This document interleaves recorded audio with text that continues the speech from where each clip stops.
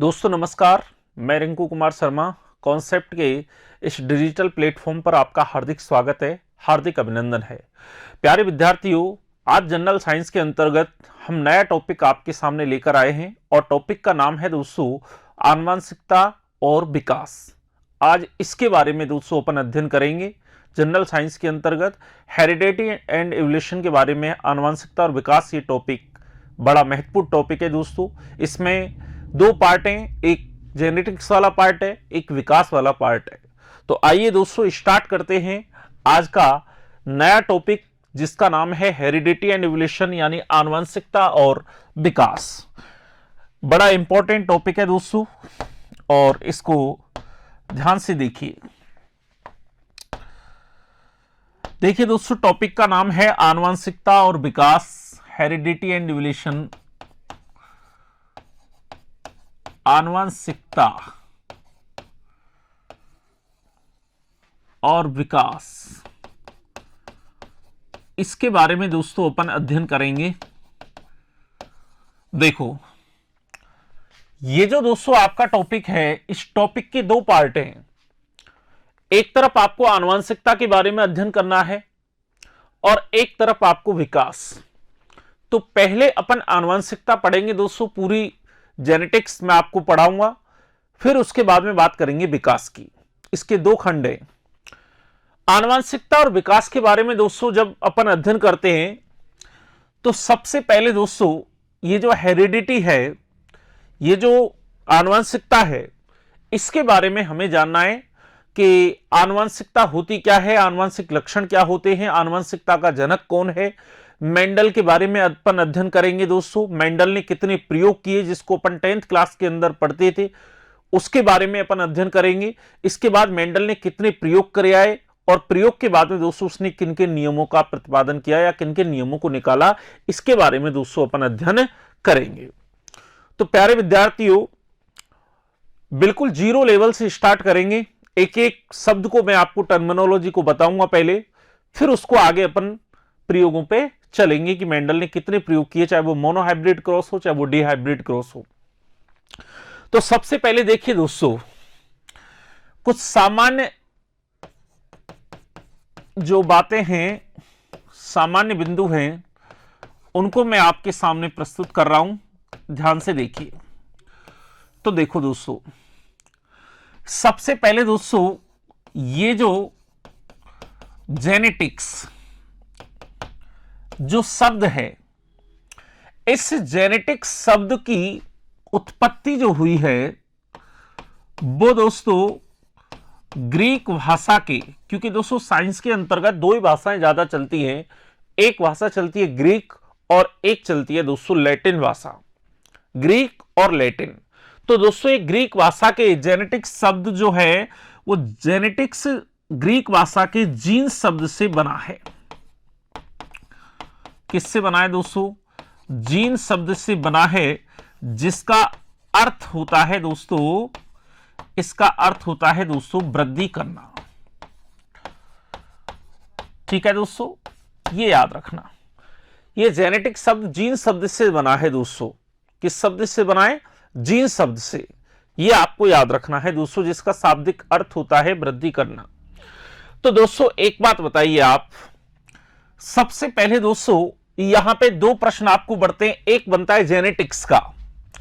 दोस्तों आपसे पूछा जाएगा कि जो जेनेटिक्स शब्द है, इस जेनेटिक्स शब्द का जो गठन किया गया वो किया गया दोस्तों बैटसन के द्वारा।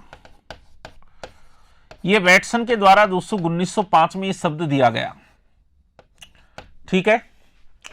एक शब्द होता है दोस्तों हेरिडिटी, जिसको हिंदी में कहते हैं आनुवंशिकता। तो दोस्तों आपसे पूछा जाएगा कि सर हेरिडिटी शब्द का गठन, तो दोस्तों हेरिडिटी शब्द है वो दिया था दोस्तों किसने? स्पेंसर नामक वैज्ञानिक ने, और ये दिया 1863 में। ये याद रखना। तो दोस्तों जेनेटिक शब्द का गठन बैटसन ने 1905 में किया था और हेरिडिटी शब्द का गठन स्पेंसर ने 1863 ईस्वी के अंतर्गत किया था। जेनेटिक्स जो शब्द होता है वो ग्रीक भाषा के जीन शब्द से बना है, जिसका अर्थ होता है वृद्धि करना। ठीक है दोस्तों, अब इसके बाद देखते हैं दोस्तों, आगे देखिए दोस्तों। सबसे पहले यहां पर ये 3 डेफिनेशन मैं आपको लिखाऊंगा, इनको आप ध्यान से देखिए दोस्तों। एक होता है आनुवंशिक लक्षण, ठीक है। एक होता है दोस्तों आनुवंशिकता, और एक होती है दोस्तों आनुवंशिकी, या दोस्तों इसे आनुवंशिक विज्ञान भी कह सकते हैं आप, आनुवंशिक विज्ञान।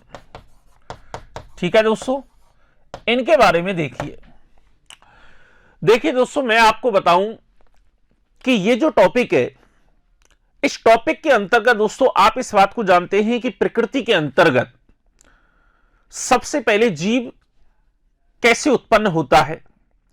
मानव के अंतर्गत आप दोस्तों इसको अगर लागू करते हैं तो सबसे पहले दोस्तों आपको पता है कि शुक्राणु और अंडाणु दोनों का क्या होगा दोस्तों, आपस में निषेचन होगा।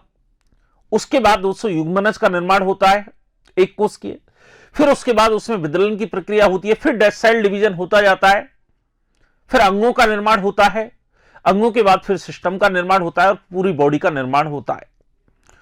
तो प्यारे विद्यार्थियों, किसी भी जीव का जब जन्म होता है, किसी भी शिशु का जन्म होता है, तो उसमें आधे लक्षण माता से आते हैं और आधे किससे आते हैं दोस्तों, पिता से आते हैं। और एक संतान में दोस्तों दोनों का समान योगदान रहता है। ठीक है दोस्तों, तो सबसे पहले दोस्तों हमको यह ज्ञात करना है कि आनुवंशिक लक्षण किसे कहते हैं। अब दोस्तों मैं आपको बता दूं कि आनुवंशिक जो शब्द होता है, जो आनुवंशिक शब्द होता है, वो आनुवंशिक शब्द इस बात का प्रतीक होता है कि जो धरोहर के रूप में माता पिता से प्राप्त हुआ है। अर्थात दोस्तों मान के चलिए, यदि मैं अपना उदाहरण लूं तो मेरे अंदर मेरे माता पिता के लक्षण आए हैं और अपनी जो संतान होगी उसमें अपने लक्षण आएंगे। तो यह क्रम पीढ़ी दर पीढ़ी चलता रहता है, एक पीढ़ी में नहीं चलेगा, पीढ़ी दर पीढ़ी चलेगा। तो दोस्तों आपसे पूछा जाएगा कि आनुवंशिक लक्षण किसे कहा जाता है, तो आपको बताना है वे लक्षण जो माता पिता के द्वारा उनकी संतान में पीढ़ी दर पीढ़ी आते हैं, उन्हें क्या कहते हैं दोस्तों, आनुवंशिक लक्षण।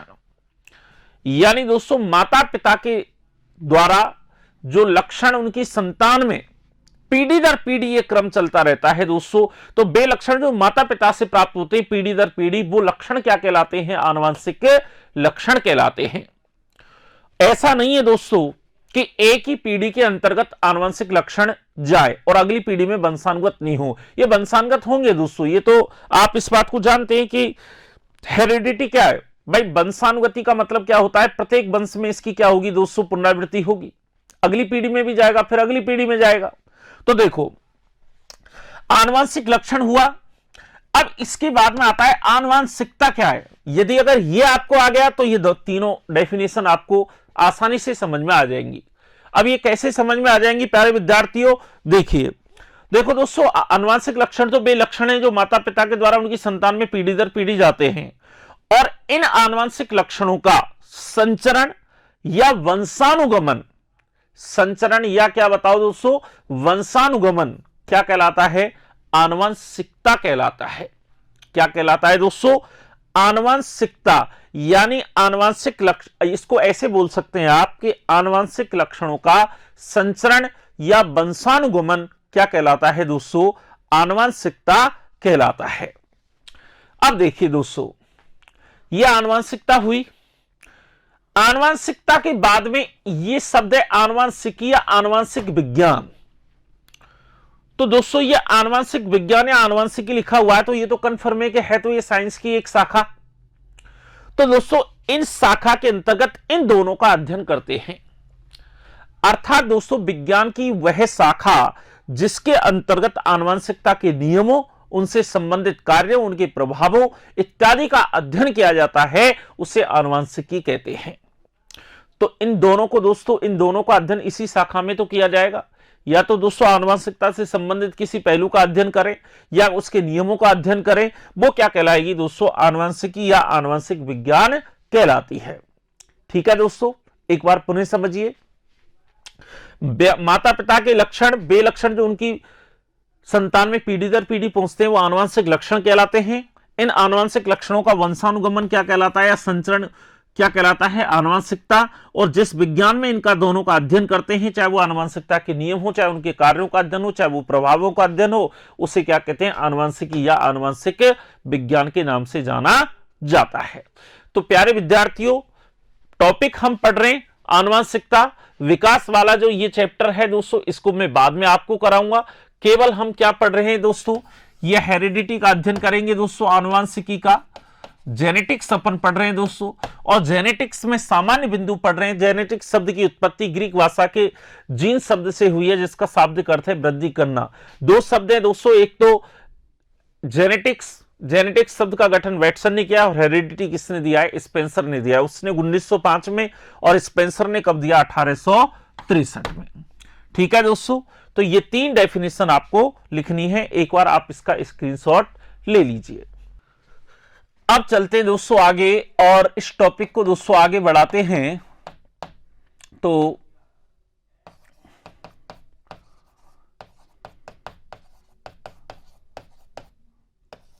आनुवंशिकता, एक आपने आनुवंशिकी पढ़ा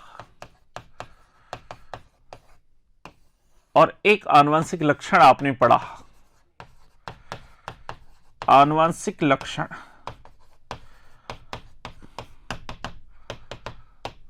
दोस्तों ये तीन शब्द आपने पढ़े, इन तीनों की डेफिनेशन मैंने आपको बताई। अब इसके बाद जो आनुवंशिकता है, इसकी जो दोस्तों जेनेटिक्स की जो टर्मिनोलॉजी है, जो शब्दावली है, वो मैं आपको बता रहा हूं। ठीक है, उसको दोस्तों, इस शब्दावली को जब अपन पढ़ेंगे, तो दोस्तों इसको पढ़ने से पहले हमको थोड़ा सा दोस्तों, एक महान पादरी, जिन्हें कह सकते हैं, वैज्ञानिक नहीं कह सकते, एक महान पादरी जिनका नाम हम 10th क्लास की साइंस तक दोस्तों पढ़ते थे, जिनका नाम है मेंडल। मेंडल के बारे में दोस्तों हमको पढ़ना जरूरी है, क्योंकि मेंडल ने किस पे प्रयोग किए और कब प्रयोग किए और कब उसकी प्रयोग की अवधि रही, और उसने मटर के पौधे का चयन क्यों किया, इन सभी बातों के बारे में दोस्तों अध्ययन करना जरूरी है। तो देखिए दोस्तों, एक बार मैं थोड़ा सा उसके जीवन पर, मेंडल के जीवन पर मैं थोड़ा सा प्रकाश डाल रहा हूं, और उम्मीद करता हूं दोस्तों वो थोड़ा हिस्ट्री टाइप है, लेकिन आपको बहुत अच्छा समझ में आएगा। दोस्तों ये तीन शब्द पढ़ लिए। इसके बाद में मैं थोड़ा सा दोस्तों मेंडल के ऊपर, मेंडल का जीवन परिचय आपको करा देता हूं। तो देखिए, मेंडल का जीवन परिचय,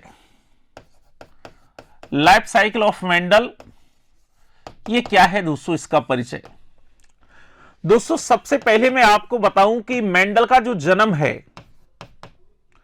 मेंडल का जो जन्म हुआ था, वो जन्म हुआ दोस्तों 22 जुलाई 1822 को।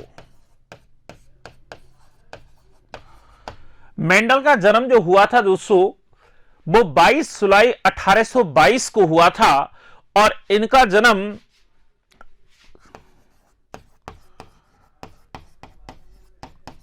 हेंजेंडॉर्फ गांव में और सिलिसिया प्रांत में,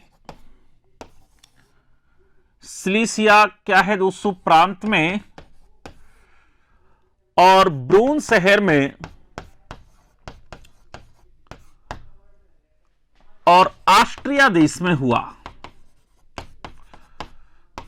ऑस्ट्रिया दोस्तों कंट्री का नाम है, जो आजकल चेक गणराज्य यानी चेकोस्लोवाकिया में आता है। ठीक है, ये ध्यान रखना।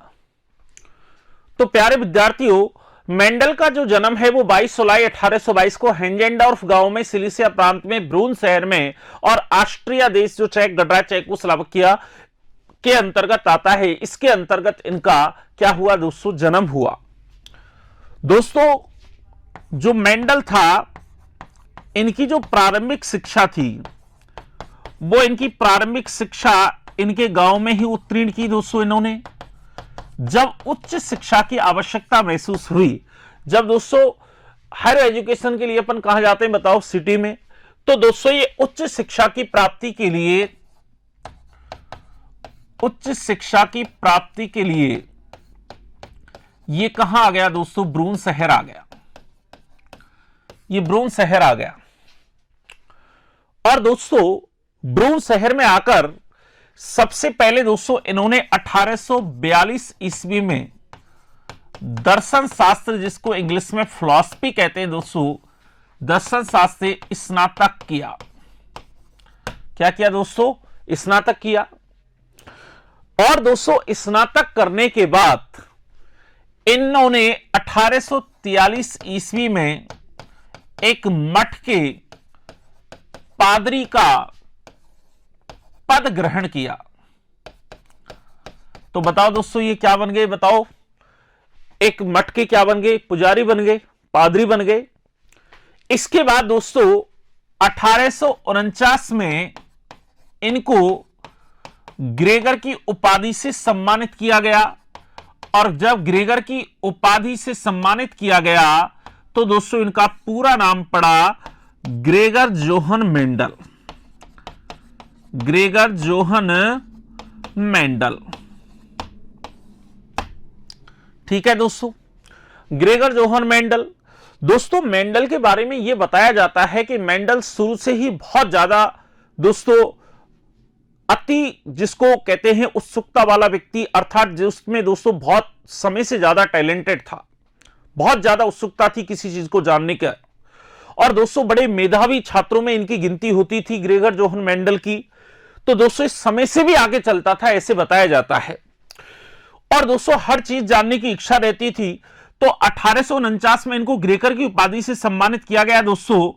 और इनको इन्होंने 1857 से लेके 1865 ईस्वी तक, 57 से 65 ईस्वी तक दोस्तों इन्होंने उद्यान मटर, और उद्यान मटर का वैज्ञानिक नाम होता है दोस्तों पाइसम सैटाइवम, पर दोस्तों इन्होंने क्या किए दोस्तों, प्रयोग किए। ठीक है दोस्तों, 1857 से लेकर 65 तक बताओ इन्होंने क्या किए, प्रयोग किए। अब दोस्तों होता क्या है कि जो इन्होंने प्रयोग किए थे, उन प्रयोगों का जो निष्कर्ष था, जो रिजल्ट था, उनको 1866 ईस्वी में, 1866 ईस्वी में the natural history society of Brunn वार्षिक पत्रिका के अंदर इन्होंने क्या किया दोस्तों, इनको प्रकाशित किया। लेकिन प्यारे विद्यार्थियों, जब इसने 1866 में the natural history society of Brunn के सामने जब इनको प्रस्तुत किया, जब छपाया, तो दोस्तों किसी भी लोगों का इसकी तरफ ध्यान नहीं गया। और दोस्तों 1866 के बाद दोस्तों फिर 6 जनवरी 1884 ईस्वी को इनकी चिरकाली वृक्कशोथ नामक बीमारी के कारण, चिरकाली वृक्कशोथ नामक बीमारी के कारण इनकी क्या हो गई दोस्तों, मृत्यु हो गई। क्या हो गई दोस्तों, मृत्यु हो गई। अब दोस्तों आप सोचेंगे कि सर जब इनकी मृत्यु हो गई और इनके नियमों को मान्यता नहीं मिली, इन्होंने दोस्तों पालव संकरण के प्रयोग के नाम से इनको प्रकाशित किया, the natural history society of Brunn के सामने दोस्तों इन्होंने इसमें छपाया, लेकिन इसको दोस्तों कोई भी प्रसिद्धि नहीं मिली। दोस्तों इसके असफल होने का एक कारण था। असफल होने का कारण यह था दोस्तों कि इससे पहले 2 वैज्ञानिक और आए थे, नाइट और गोस। तो वो इस प्रयोग में क्या रहे थे दोस्तों, असफल रहे थे।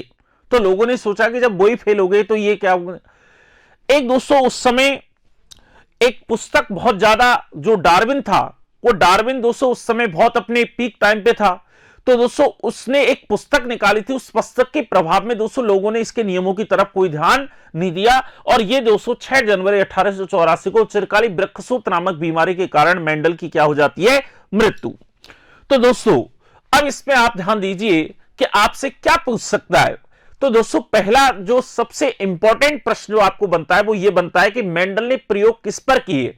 तो मेंडल ने दोस्तों प्रयोग किए थे मटर के पौधे पर, और मटर के पौधे पर प्रयोग की अवधि थी 1857 से 1865 ईस्वी तक। एक मेंडल का आप जन्म याद कर लो, 22 जुलाई 1822 को इनका जन्म हुआ और 6 जनवरी 1884 को इनकी क्या हो गई, मृत्यु हो गई। आपसे पूछे 1842 में इन्होंने फिलॉसफी से दोस्तों बीए की स्नातक किया, फिर 1843 में मठ के पादरी का पद ग्रहण किया। 49 में इनको किस उपाधि से सम्मानित किया गया दोस्तों, ग्रेगर की उपाधि से सम्मानित किया गया। ये बातें दोस्तों आपको 4-5 बातें हैं जो मूल बातें हैं, इसकी मुख्य बातें हैं, वो आपको याद रखनी है। ये थोड़ा सा मैंने मेंडल के जीवन पर दोस्तों प्रकाश डाला है, क्योंकि दोस्तों अब इसके बाद में देखना कि इनकी किस्मत कैसे जागती है इनके मरने के बाद भी। ठीक है दोस्तों, लोगों ने अभी इनको प्रसिद्धि नहीं मिली। अभी देखना दोस्तों, मेंडल ने नियम निकाले थे उनको मेंडलवाद कहते हैं, और मेंडलवाद की अब पुनर्ख हो जाएगी। तो दोस्तों एक बार आप इसका स्क्रीनशॉट ले लीजिए। ठीक है दोस्तों, अब देखिए, अब आगे चलते हैं दोस्तों। देखिए अब आती है दोस्तों मेंडल के नियमों को मेंडलवाद, मेंडल के नियमों को कहा जाता है, मेंडल के नियमों को मेंडलवाद कहा जाता है। अब दोस्तों आती है 1900 ईस्वी। देखो दोस्तों 1900 ईस्वी में 3 वैज्ञानिक आए। नंबर 1 हॉलैंड के थे दोस्तों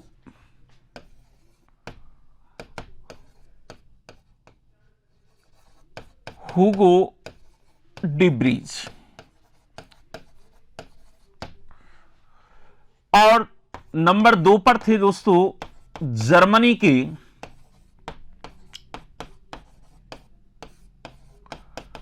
कॉरेंस, और ऑस्ट्रिया के थे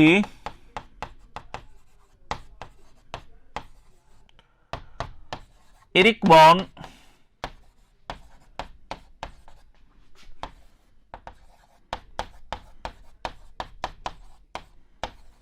शेरमार्क।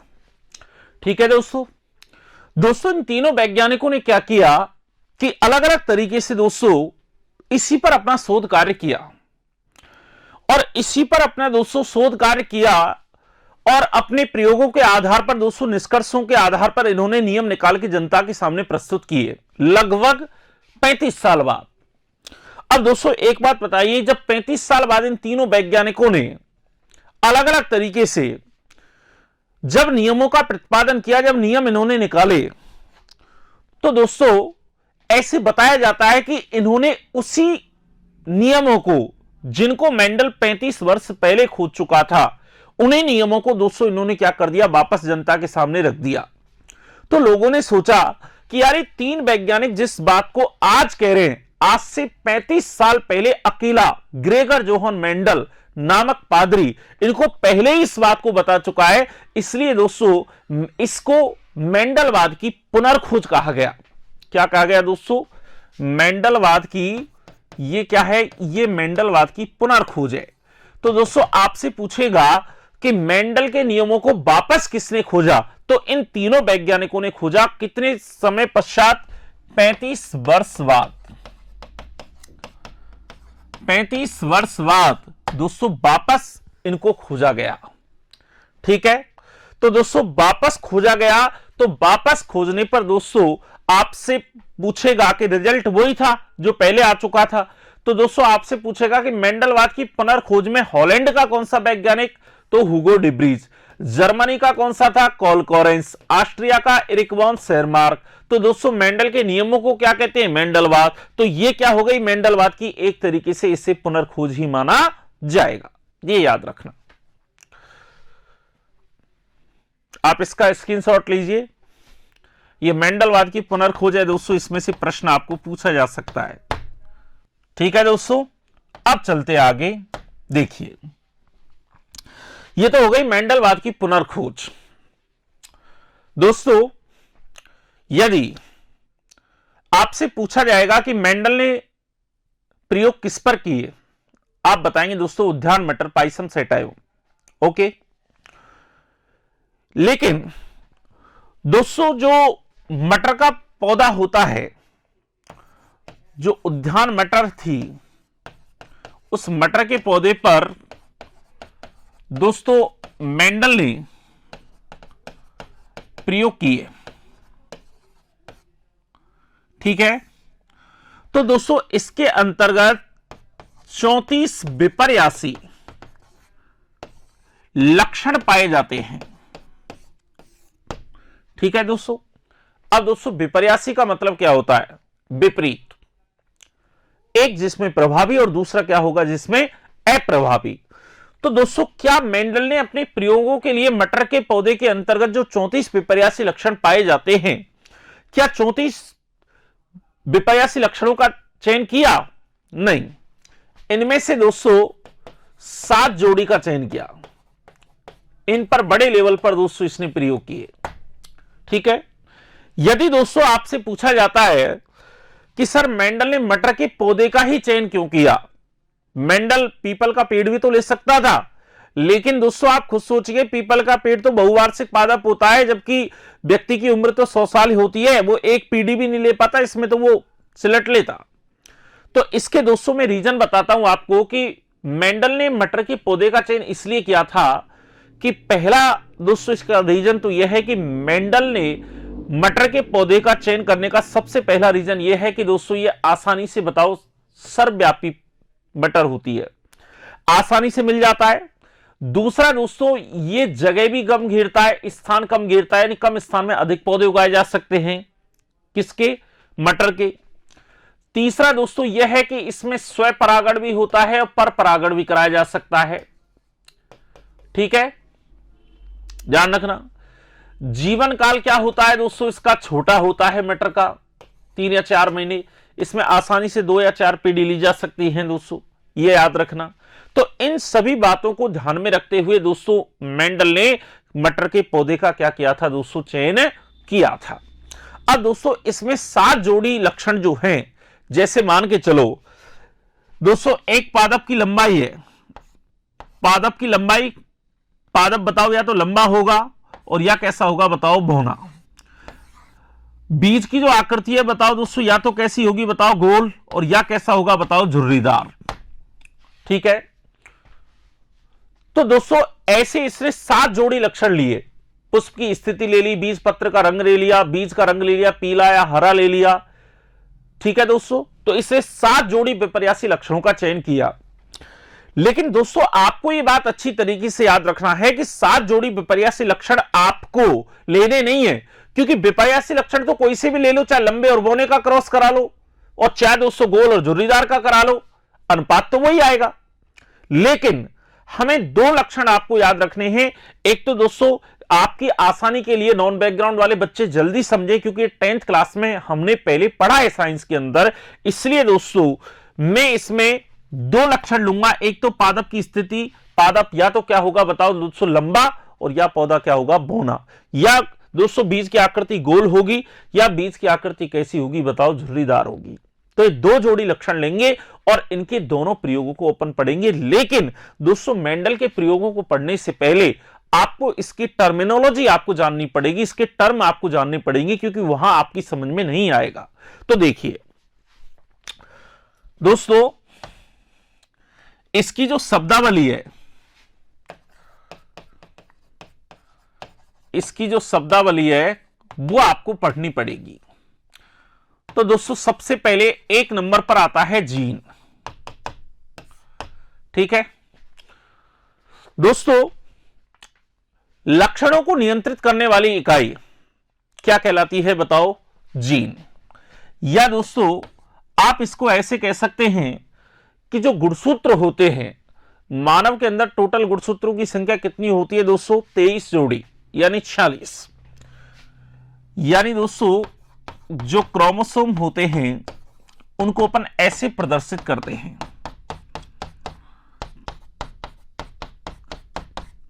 ये प्रदर्शित करते हैं। ठीक है, मानव में कुल गुणसूत्र की संख्या कितनी हो गई बताओ? 46। और जोड़ी कितने हो गए बताओ? 23। तो गुणसूत्र जो होते हैं ना दोस्तों, इनको दो भागों में बांटेंगे। एक होते हैं दोस्तों ऑटोसोम्स, समजात गुणसूत्र, और एक होते हैं दोस्तों लिंग गुणसूत्र। ध्यान देना। देखो दोस्तों, समजात का मतलब क्या है? समजात का मतलब होता है दोस्तों समान जात, यानी एक जैसे। देखो दोस्तों, इसमें आपको यहां पर ये दिख रहा है कि ये 44 और ये भी 44। ऊपर वाली कंडीशन किस में होती है दोस्तों? ये फीमेल में होती है, और ये किस में होती है बताओ? मेल में होती है। ठीक है, तो दोनों में बताओ 44 तो 44 तो कॉमन आ रहा है कि नहीं आ रहा है? तो दोस्तों ये 44 तो कॉमन आ रहा है, तो दोस्तों ये तो होते हैं समजात गुणसूत्र। और समजात गुणसूत्र जो होते हैं दोस्तों, वो कभी भी लिंग का निर्धारण नहीं करते, चाहे लड़का हो चाहे लड़की हो। वो केवल देह के लिए जिम्मेदार है, शरीर का निर्माण, देहिक लक्षणों के लिए। ठीक है दोस्तों, ये तो है समजात गुणसूत्र। दोस्तों दूसरा है लिंग गुणसूत्र। लिंग गुणसूत्र किसे कहते हैं दोस्तों? लिंग गुणसूत्र वे गुणसूत्र होते हैं जो लिंग का निर्धारण करते हैं। ये देखो दोस्तों, इनकी संख्या होती है 2। एक होता है एक्स और दूसरा होता है क्या बताओ? वाई। एक्स और वाई है, क्योंकि एक्स तो दोनों में कॉमन है। अगर डबल एक्स होगा तो दोस्तों लड़की है, और एक्स वाई होगा तो बताओ क्या होगा? लड़का है। क्योंकि एक्स तो दोनों में कॉमन है, वाई ही तो है दोस्तों जो किसके लिए? लड़के के लिए जिम्मेदार होता है। अब दोस्तों जो वाई है, ये वाई गुणसूत्र, और ये कौन सा है बताओ? एक्स। ये आप याद रखना। तो दोस्तों लिंग का निर्धारण करने वाले गुणसूत्र हैं कौन से बताओ? एक्स और वाई। इनको आप याद रखना। तो प्यारे विद्यार्थियों, ये जीन जो होता है ना, ये जीन गुणसूत्रों के ऊपर पाई जाने वाली संरचना है। गुणसूत्रों के ऊपर पाई जाने वाली संरचना रेखीय क्रम में।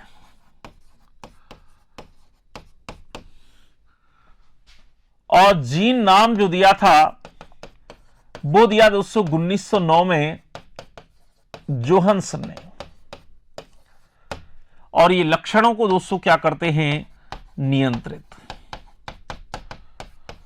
ये लक्षणों को नियंत्रित करने वाली इकाई है।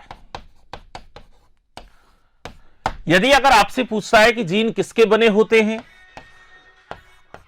जीन किसके बने होते हैं दोस्तों? डीएनए के। ठीक है, एक बार पुनः समझ लीजिए। यदि अगर आपसे पूछा जाता है कि जीन किसे कहते हैं, तो जीन दोस्तों लक्षणों को नियंत्रित करने वाली इकाई होती है। ये डीएनए के बने होते हैं जो गुणसूत्रों के ऊपर रेखीय क्रम में मोती जैसी संरचना होती है। और हमेशा दोस्तों याद रखना कि एक जीन एक ही लक्षण को नियंत्रित करता है। यह आपको याद रखना है दोस्तों, एक जीन एक लक्षण को ही नियंत्रित करता है। जिससे अगर मैं आपसे पूछूं कि कैपिटल टी किसके लिए जिम्मेदार है, तो ये लंबेपन के लिए जिम्मेदार है। और स्मॉल टी किसके लिए जिम्मेदार है, तो ये बौनेपन के लिए जिम्मेदार है। ठीक है दोस्तों, ये आपको याद रखना है। तो आप ये याद रखेंगे दोस्तों, जीन किसे कहते हैं? तो गुणसूत्रों के ऊपर पाई जाने वाली रेखीय क्रम में सूक्ष्म संरचना जीन कहलाती है। ये जीन नाम किसने दिया बताओ? जॉनसन ने दिया। लेकिन दोस्तों एक बात मैं आपको बताता हूं, मेंडल की मृत्यु कब हुई? 6 जनवरी 1884 में। दोस्तों मेंडल जो है ना, मेंडल ये नहीं जानता था कि लक्षणों को नियंत्रित करने वाली इकाई जीन कहलाती है। वो बार बार दोस्तों इस शब्द का यूज करता था, कारक। वो बार बार ये कहता था प्रभावी कारक ने अप्रभावी कारक को दबाया। तो दोस्तों उस टाइम पे मेंडल को तो पता ही नहीं था। तो जोहानसन नामक वैज्ञानिक ने आके दोस्तों ये बताया था कि मेंडल जिसे कारक के नाम से संबोधित करता था, उसे वर्तमान के अंतर्गत उसे जीन के नाम से जाना जाता है। ये आप याद रखना। तो गुणसूत्रों के ऊपर पाई जाने वाली डीएनए की बनी हुई संरचना, सूक्ष्म संरचना क्या कहलाती है? जीन कहलाती है। और ये लक्षणों को नियंत्रित करते हैं। एक जीन एक ही लक्षण को ही क्या करता है? नियंत्रित करता है। ये बात आपको याद रखनी है दोस्तों। आप और गुणसूत्र कितने प्रकार के? 2 प्रकार के। कौन कौन से बताओ? समजात और लिंग। समजात गुणसूत्रों की संख्या 44 और लिंग गुणसूत्रों की संख्या 2, एक एक्स और दूसरा वाई। अब आप इसका स्क्रीनशॉट ले लीजिए। अब बात आती है दोस्तों, एक होता है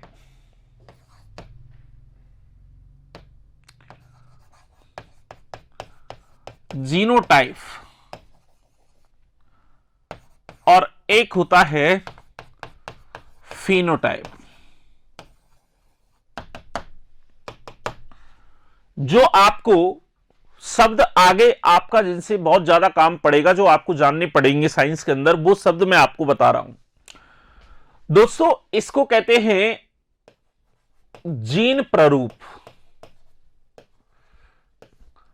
और इसको कहते हैं दोस्तों लक्षण प्रारूप। ठीक है, बस इनको दोस्तों आपको समझना है। इनको अगर आप समझ गए तो आप समझ लो कि आपको ये दोस्तों मेंडल के प्रयोग आसानी से आपकी समझ में आ जाएंगे।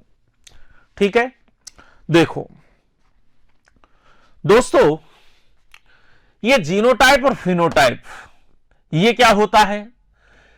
एक तीसरा शब्द और समझ लीजिए आप, एक होता है समयुग्मजी और एक होता है दोस्तों विषमयुग्मजी।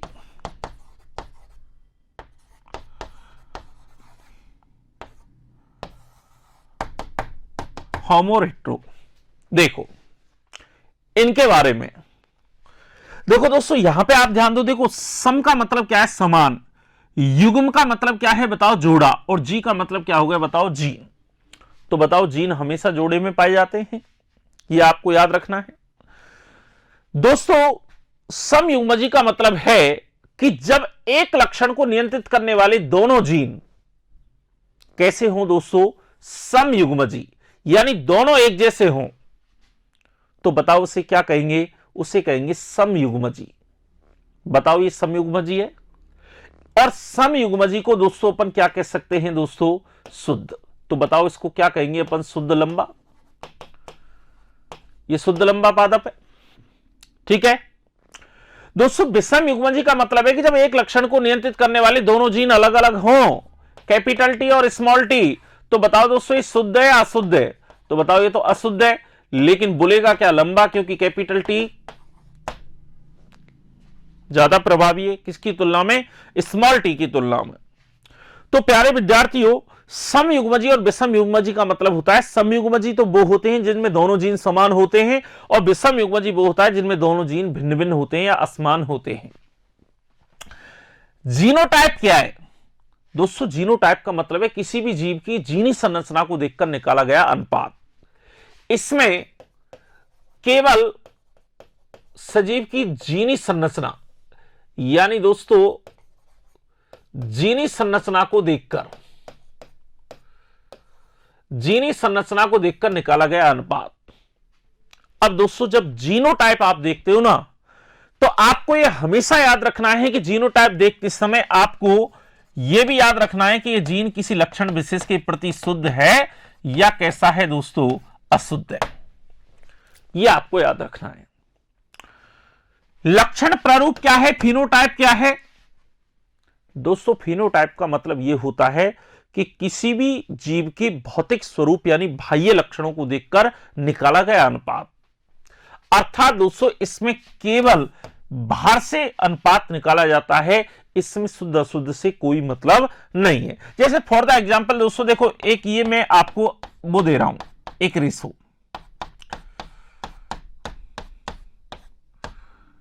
ये देखो आप, अब पहले आप ये बताओ, capital T small T capital T small T capital T small T capital T small T और स्मॉल टी, इसका जीनोटाइप लेना है। ठीक है, तो देखो जीनोटाइप किस प्रकार लिया जाता है। इसमें शुद्ध लंबे कितने हैं बताइए, ये बताइए, शुद्ध है अशुद्ध है? शुद्ध और अशुद्ध तो आप समझ गए होंगे। शुद्ध और अशुद्ध का मतलब ये होता है कि जब दोनों जीन एक जैसे हों जब तो वो शुद्ध कहलाएगा, और दोनों जीन अगर अलग अलग हों, भिन्न भिन्न हो, असमान हो, तो उसे अशुद्ध कहेंगे आप। तो दोस्तों इसमें अगर आपसे पूछा जाए कि जीनोटाइप क्या है, तो देखो दोस्तों इसमें एक शुद्ध लंबा है। अशुद्ध लंबे कितने? 1 2 3। और शुद्ध बौने कितने हैं? 2। तो दोस्तों 1:3:2 आ गया इसका जीनोटाइप। क्योंकि जीनोटाइप के अंदर दोस्तों जीनी संरचना देखी जाएगी, तो जीन एक लक्षण विशेष के प्रति शुद्ध है या नहीं है, यह आपको जानना पड़ेगा। तो दोस्तों ये 1:3 क्या आएगा बताओ? 2 आएगा, यानी 1 शुद्ध लंबा, 3 अशुद्ध लंबे और 2 शुद्ध बौने। ठीक है दोस्तों, ये आपने जान लिया। अब आप ये कहेंगे कि सर इसी का फिनोटाइप कैसे लेंगे? तो फिनोटाइप में तो केवल लक्षण देखना है आपको बाहर से, आपको सिर्फ लंबे से और बौने से मतलब है, शुद्ध है अशुद्ध है हमें कोई मतलब नहीं है। तो दोस्तों इसमें लंबे कितने? 1 2 3 4। तो 4 अनुपात कितना हो गया बताओ? बौने कितने? 2। तो 4 अनुपात कितना हो गया दोस्तों? 2 आ गया इसका आंसर। ठीक है दोस्तों, तो एक बार पुनः समझिए, जीनोटाइप क्या होता है? जीन प्रारूप किसी भी सजीव की जीनी संरचना को देखकर निकाला गया अनुपात क्या कहलाता है? जीनोटाइप कहलाता है। और फिनोटाइप लक्षण प्रारूप क्या होता है? किसी भी सजीव की बाह्य या भौतिक स्वरूप को देखकर निकाला गया अनुपात।